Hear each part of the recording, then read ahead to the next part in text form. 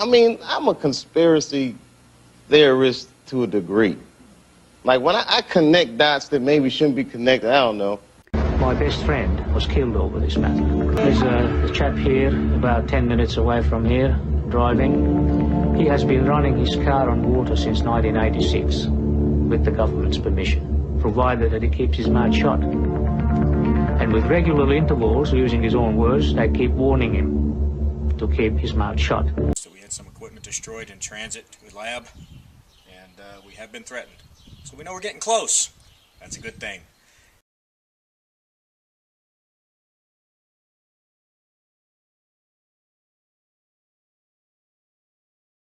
In the laws of nature, there is nothing impossible except that the state of your mind makes it so. Cleaning up this planet is going to be a big job. If we're going to get the climate back to what we want, a lot of work got to be done. But one thing is certain, you need energy. That's important. Basically, the design is a conventional generator. Searl tapped into zero-point energy. The only person that I know of who has ever succeeded in making a Searl Effect Generator is John Searl. The electron flow is accelerated to an extremely high rate, and it creates a vacuum around the device. And in that vacuum, you develop numbing cold. And numbing cold, as we know today, is a function of superconductivity. It also is a function of gravitational force. For over 60 years, John Searl has tried to give to the world a new kind of energy system, one that would free mankind from the burdens of oil and fossil fuels. From his dreams as a child in pre-World War II England came an understanding of mathematics and magnetic forces that would change his life. From a childhood game of hopscotch came a new understanding of magic squares, a mathematical principle that is 5,000 years old. He could think laterally and not be bound by conventional rules taught through conventional methods that may have an adverse effect on the human mind. John Searl is known all over the world as the inventor of the Searl Effect Generator, a magnetic device consisting of one or more rings, also called plates, and a number of cylindrical rollers that, when in motion, generate electricity. The generator is a magnetic device that is totally magnetic. It is its own prime mover. It will self-start and continue to run, and as far as we know, we could say never stop. The Searl effect is an effect based on magnetic fields that generate the continual motion of magnetized rollers around magnetized rings, producing electric energy. The generator runs in harmony with nature. The law of the squares is harmony with nature. But the Searl effect is a great deal more than a simple generator. In our polluted and energy-starved world, it is the hope of all mankind that we find the solutions that lead us to both prosperity and harmony with nature. Is it possible to maintain mankind's industrial output and at the same time reduce the pollutants that are slowly killing planet Earth? Is there a way to increase the productivity of the human species as we rid ourselves of the poisons and recover the waters of this world? If we're going to get the climate back to what we want, a lot of work got to be done. One thing is certain, you need energy. That's important, and it must be cheap as possible. Preferable, no pollution. No noise, no heat, no vibration, no pollution. The Searl Effect Generator. The perfect machine? As you build this, when you find out that it runs without friction, it runs without a governor, it will accept any load and meet it. It will dive down in temperature at one point if you build it correctly and actually levitate and actually lift off the Earth, developing its own gravitational field. When you see all these things and you realize that this is a perfect machine. It is an entity. It's the closest thing to a living thing that man can make. Does John Searl have the answer? Is John Searl's invention the point of impact between the question, what if there is a machine that could save mankind, and the answer, the Searl Effect Generator? People say, well, you can't do this. You're going to upset the entire world economy. The whole economy is based on oil, and it works, they're saying. Well, it works very well for the people who are running the economy, but not necessarily for everyone else. I still maintain that it will not ruin the economy. It will be a very strong paradigm shift, much the same as the shift from horse and buggy to automobile. Surely this point of impact would produce energy of its own, human energy, emotional energy, joy, relief, hope, wonder, or perhaps the darker side of human emotions, greed, hate, and jealousy. All these years I've learnt one thing: you can't trust anyone with this technology. They want to steal it. And any worker seeing this and find out how it works could sell it to another company for millions. Because this, too, is the Searl effect. Put simply, quantum mechanics is the study of the relationship between energy and matter. In particular, the relationship between electrons and photons, the area in which the actual Searl effect takes place. It's photons. That's the role of grounding their energy to the coil. It is simply throwing photons out. That is what you see trapped in the magnetic field around it.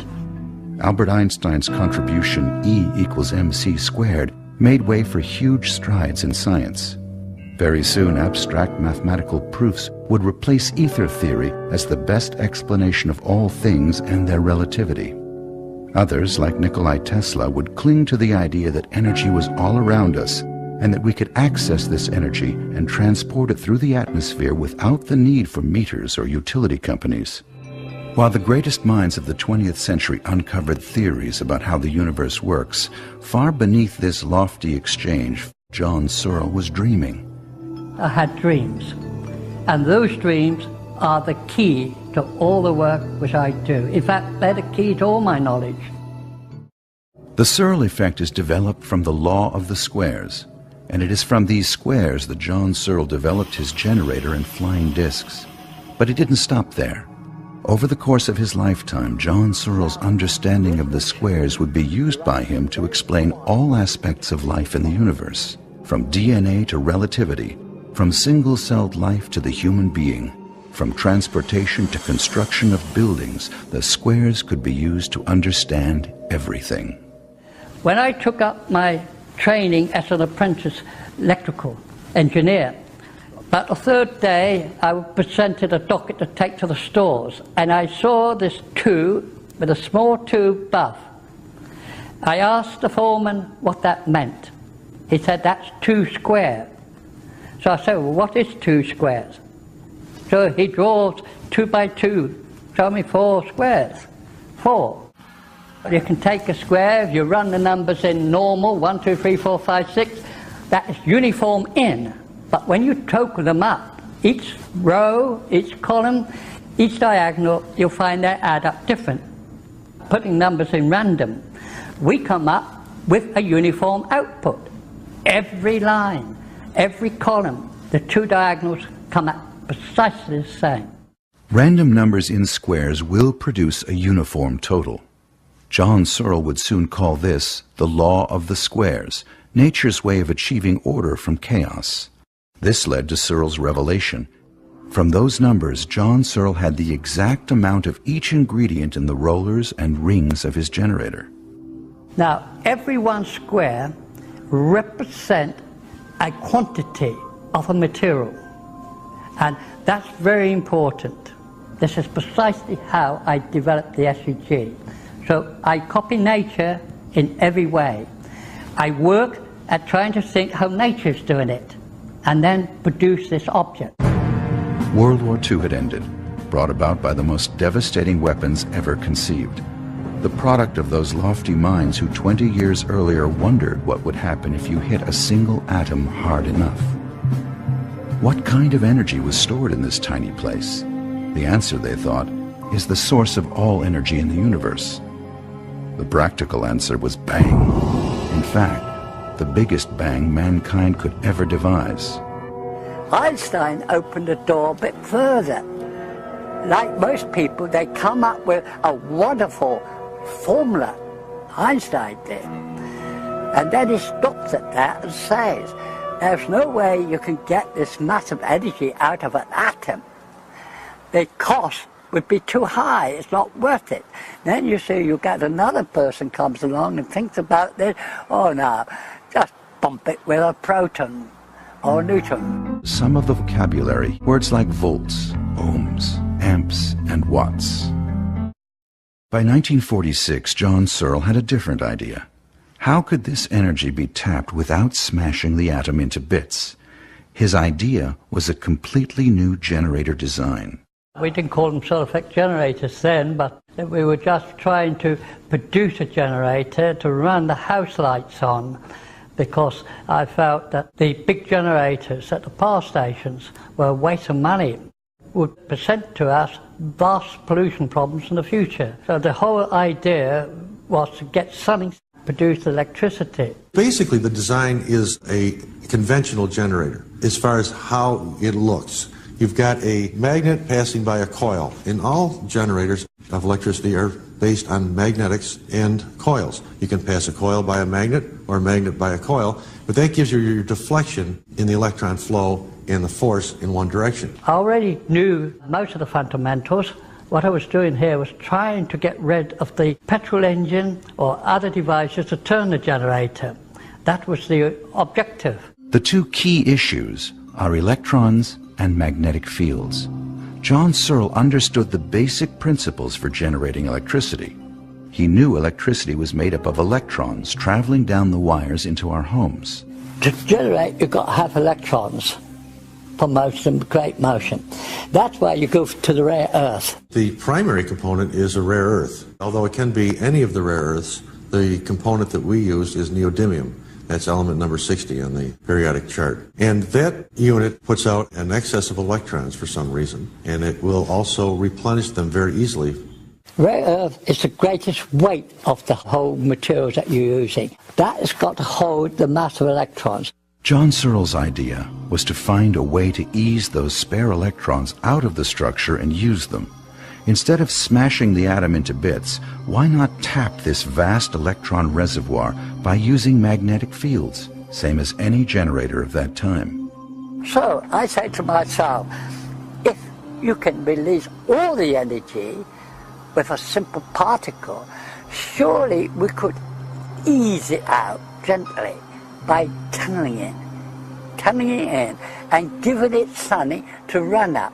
So if we put a straight line, magnetic line, through, and the electron spins around, all this energy is spinning around and come out, we'll get a constant flow. Tunneling into the atom using a specific magnetic field will cause the electrons to move in one direction, and they can be collected and used. With production of electricity, you have two choices. You either rotate the magnetic field, or you rotate the conductors. In our case, we rotate the magnetic flux. So as the roller rotates, it's also rotating around the base plate. To make his generator work, John Searl had to overcome many problems. Most of these occurred with the shape and design of his magnets and in the behavior of their magnetic fields. How can you make a round magnet orbit another round magnet without stopping or flying off? He studied the behavior of a bar magnet and a round magnet. There's something wrong with this. It's got a turning action on it. It tormented me. That must be able to go straight. I placed it on and it kept straight. And not only did it keep straight, it freely moved up and down. What happens if you make a ring? He knew magnetic fields could be impressed or printed on certain materials using a magnetizer, a device common to shops and factories that use magnets. The question that baffles scientists is why, when 3 was on, they just run round and round. The picture here was there was 2 states involved here, and of course there is. The 2 states referred to the 2 magnetic fields printed at right angles to each other. Both the roller and the plate had independent magnetic fields, one vertical and the other radial from the center to the rim. Clearly, the magnetic field was completely different to the magnetic fields we knew of. For some reason, why it was different, At the time, I had no idea. The intersection of these two fields produces a wave that carries the roller around the ring, although this wave was unknown at the time the phenomenon was present. So we got fields at right angles. That's why the whole thing moves. If you haven't got two fields, it won't move. Now the two key issues for the production of electricity were present in a totally new generator design. The electrons were available in the rare earth material. The magnetic fields induced the roller to run on the plate. We didn't even know what the field looked like till a few years ago in Germany when we remade a segment. I said, well, let's have a look at this field. And we dusted it with very fine iron dust, shook off the surface. Do you know what that looked like? A bicycle wheel. That is the field that makes this work. Any other field won't work. That field does it. So we know that the magnetic field can be set to perform functions quite different to what we were taught in my day at school. And I think we're only scratching the surface of magnetism. Was this thing a generator? It created an extremely high voltage, but John Searl had no control over it whatsoever. With each experiment came a new set of questions. My magnetism is not your magnetism. Could it be that general magnetism contains multiple bands, a magnetic spectrum, exactly the same as white light contains a spectrum of colors? Magnetism is identical to light. In a way, that's how I look at it. They're identical, they're pairs. John Searl used a combination of AC and DC current when magnetizing the components of his generator. If we isolate the particular band we want and then print that, we have something different, we have a wave. This is the Searl effect, the intersection of two magnetic fields creating a magnetic wave that can be measured and amplified. John Searl designed a generator using magnetic fields to induce a flow of electrons from a rare earth element through a system of rotating magnetized components so that those electrons would be collected, compressed, used, and recycled. Magnetic forces and electrons in motion, the two key issues necessary for the production of electricity. Is a condition where you can get a wave in a magnetic sense, like a wave, a sine wave, and they act as a river. Now they're stationary until reaction effects takes place, and to do that you have to sit a cylinder on it, magnetized, and then that wave goes into motion.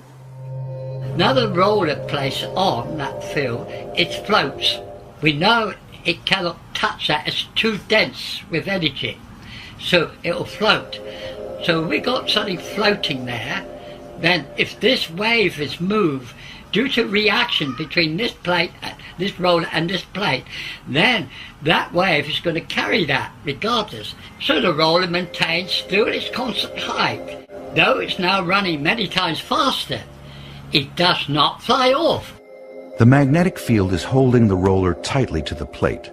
At the same time, the electrons moving through the layered elements are collected and compressed on the surface of the plate, lifting the roller and creating space between the roller and the plate. So the roller flies round and doesn't roll round. As it moves, the fields be rewritten all the time. So the field never diminishes. It cannot diminish, because a magnetic field is in constant running order. The energy, or electrons, moving through the system recycle. The rare earth element attracts new electrons that also move through the system and recycle. Because of their negative charge, the electrons compress, causing the drop in temperature and creating the energy field that radiates from the generator.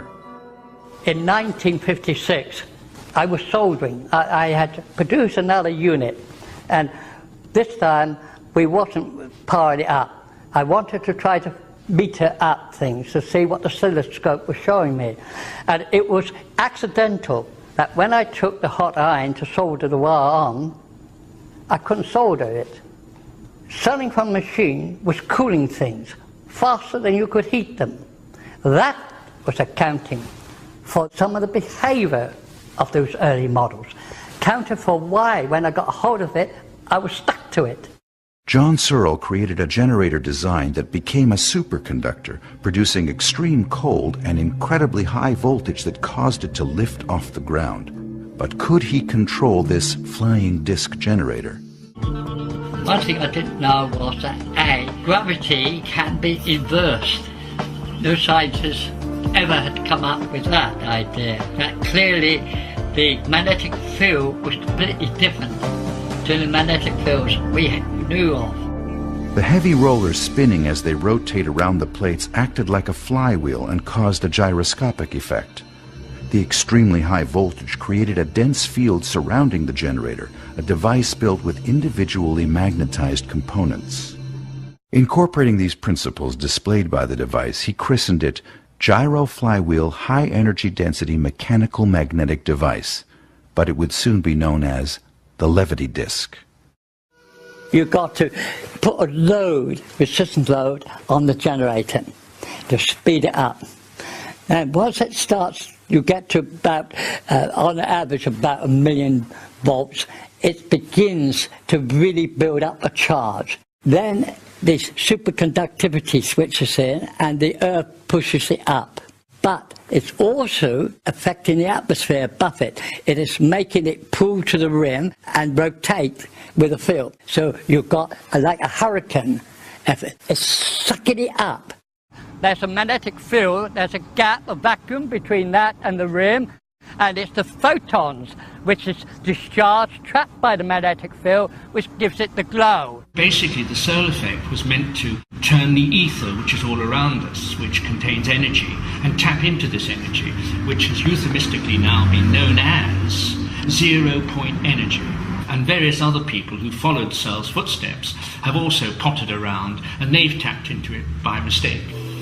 I can understand why people would have difficulty in understanding it, because it does take a great deal of effort to make sense of it technically. Fernando Morris, an electrical engineer and computer specialist, is responsible for the most credible attempt to rebuild the Searl Effect Generator. We have something here that needs to be investigated, and really that's my role. I am a technical investigator of the S.E.G. In his home laboratory workshop near San Diego, California, Morris is following the footsteps of John Searl. Personally guided by Searl himself, he is rebuilding the generator precisely as Searl did long ago. Morris developed the unit that reveals a magnetic sine wave in the Searl generator. That's how I started off, is to try to build a magnetizer for it. And if I could develop this sine wave, which I'd never heard of before, I think we're onto something, and we could build upon that. Now that is proven, repeatable, and I've got the unit to do that. It's a process of magnetizing the rollers and the plate, and when you develop sine waves on it, in effect you're developing a motor, and that's essential if it's going to be a viable device. That's exactly what I've been saying since 1946. There is a waveform in the magnetic domain on that metal. And the scientists say impossible. After years of studying Searl's books, trying to decipher their meaning, and endless question and answer sessions with the man himself, what does he know that assures him Searl is right? I'm going to release a piece of information here that I've shared before, and that is the law of squares. That's one of those question marks right now, is how does that come about? It took me a while to understand it, but what it is, it represents time, space, and energy. And what it says, it's in a random state. That's not useful energy. But what John has done is he has transposed that matrix so that the output is uniform. And within nature, uniformity means resonance. So if you can resonate that random energy, you got yourself an electric current, because electrons are the only things that are free to move on metal. So what we got here is a converter of random energy into electrical current. And that's the brilliance behind the machine here, is not only was John able to decipher his matrix, but he was able to make it into a workable device. And that's the S.E.G. Morris's mock-up of the S.E.G needs an outside power source, just like Searl's original back in 1946. This unit does not contain the rare earth material and will not display the Searl effect. It was built to demonstrate Searl's contention that spinning magnets give off an electric charge as measured by the flashing LEDs. What will be the reaction if and when the Searl generator functions as the inventor assures it will? I think the public will demand to know, why has this technology been ignored? Why have the experts failed to recognize it? John has a solution that is really the ultimate solution, because we're using energy that's already available within nature, and it's benign. I think we have a wonderful opportunity here. It's a shame it hasn't been taken advantage of. I mean, John has been struggling to get this technology out for years. John A. Thomas Jr. wrote a book about Searl, then formed a corporation with him in 1996. DISC, Direct International Science Consortium, for the purpose of rebuilding the Searl generator. Thomas's study of the Searl effect has convinced him beyond any doubt that Searl is telling the truth. And the United States has not heard of Professor Searl. They don't know who in the hell he is. The people of this world have been offered this technology in a refined form, that's usable, since the early 50s. And it was their right to have it, and it's been taken away from them by the media and by the power companies and by the people who are running this economic society. And we have been told that we cannot have this and it can't exist. Yet we could be living in a new world today that we should have had 25 years ago. John Searl has since reformed the Searl International Space Research Consortium, or SISRC, an offshoot of his earlier organization. The Searl Effect Generator represents a fork in the road of scientific development that was abandoned nearly a century ago when ether theory became a relic of the past. The trouble is, we're confronted by a brick wall called the expert scientific world. If they haven't done it or cannot do it, it's impossible to do. All these years, 1964, we were at a peak, we were demonstrating, and still the scientists say it's impossible to do. Really? Well, we're going to show you. They're wrong. And they have held up this technology since 1946 to today. Perhaps it's easier to believe that Searl's technology does not exist. The Searl Effect Generator at first look seems to violate known physical laws. Energy must come from somewhere. John says he found it in the rare earth material.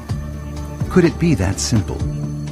Searl speaks his own language, a combination of known physics and terms he created to describe his invention. Numbers in squares told Searl that nature has a way of creating order out of chaos. Does the Searl Effect Generator convert random energy into usable electricity? When his generator is overloaded, it affects gravity and flies. John says he gave it a body and let it fly. What is the truth? German philosopher Arthur Schopenhauer was once quoted as saying, "All truth passes through 3 stages. First, it is ridiculed. Second, it is violently opposed. Third, it is accepted as being self-evident." Could it be that John Searl's technology is passing through Schopenhauer's 3 phases of truth? The movement toward alternative energy sources is worldwide and essential. The promise of a working Searl Effect Generator represents a paradigm shift and a renewed hope for all life on Earth.